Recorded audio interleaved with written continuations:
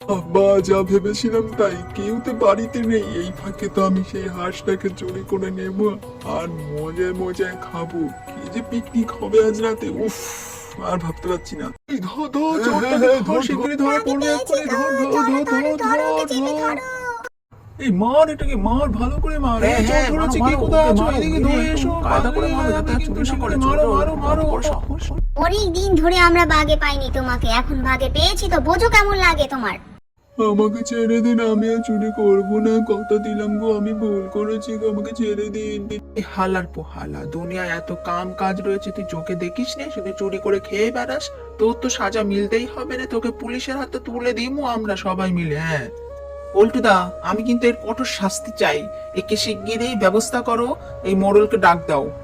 ঠিক বলেছো গো, দেখো এবার কেমন লাগে। চোরের কি মজা, চুরি করে খাওয়া।